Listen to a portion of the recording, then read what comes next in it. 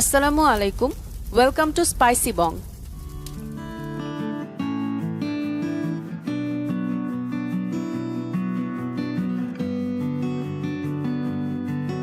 আজ আমি আপনাদের সাথে শেয়ার করব ফ্রেঞ্চ টোস্টের রেসিপি। ফ্রেঞ্চ টোস্ট আপনারা সকাল বা বিকালের নাস্তায় খেতে পারবেন এবং বাচ্চাদের টিফিনেও দিতে পারবেন। এই খাবারটি বাচ্চারা খেতে খুব পছন্দ করে।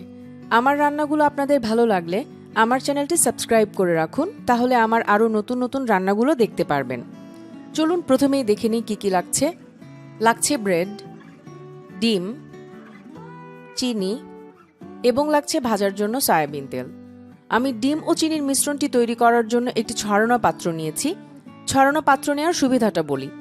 ডিম ও চিনির মিশ্রণে ব্রেডটা এপিটোপিট চুবিয়ে নিতে সহজ হয়।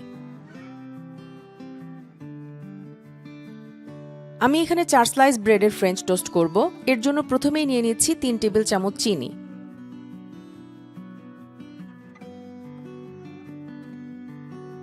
যদিও মিষ্টি কম বেশি করাটা আপনার পছন্দের উপর ডিপেন্ড করবে। এবং 4 স্লাইস ব্রেডের জন্য আমি নিয়ে নিচ্ছি 2টি ডিম। হয়তো খেয়াল করেছেন আমি ডিম আলাদা পাত্রে ভেঙে একটি একটি করে চিনিতে দিয়েছি। এভাবে না দিলে যে সমস্যাটা হতে পারে সেটা বলি। রান্নায় একাধিক ডিম যখন ব্যবহার করবেন তখন সব ডিম একই পাত্রে ভেঙে নিতে থাকলে যদি একটি ডিম নষ্ট হয় তাহলে সবটুকু খাবারই আপনার ফেলে দিতে হবে। এবার খুব ভালো করে মিশিয়ে নিচ্ছি। একটু ধৈর্য ধরে সময় নিয়ে মেশাবেন, কারণ চিনিটা পুরোপুরি গলে যেতে হবে। এবার গরম প্যানে তেল ঢেলে নিলাম। ডিপ ফ্রাই করব না, তবে তেল একেবারে কমও না। খেয়াল করুন কি পরিমাণ তেল দিয়েছি। তেল গরম হয়ে গিয়েছে। এবার আমি ব্রেডগুলি ডিমে চুবিয়ে একটা একটা করে ভাজব। ব্রেডগুলো ভালো করে দুপাশে উল্টিয়ে নিব। খেয়াল করুন আমি বেশ কভার করে উল্টিয়ে নিচ্ছি। বেশ কভার করে উল্টিয়ে নিলে ব্রেডের ভেতরে ভেতরে ডিমটা ঢুকবে এবং ফ্রেঞ্চ টোস্টটা খেতে মজা লাগবে। এজন্য জাস্ট দুবার উল্টিয়েই ভাজতে শুরু করবেন না। চুলা মিডিয়াম লো হিটে রাখবেন, নইলে চট করে দুপাশ কড়া ভাজা হয়ে যাবে এবং ভেতরটা খেতে কাঁচা কাঁচা লাগবে। একটা পাশ হয়ে গিয়েছে, আমি এবার উল্টিয়ে দিচ্ছি।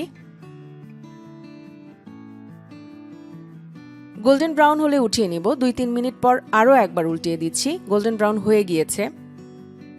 এবার তেল ঝরিয়ে উঠিয়ে নিচ্ছি। আমার রান্নাগুলো কি আপনাদের ভালো লাগছে?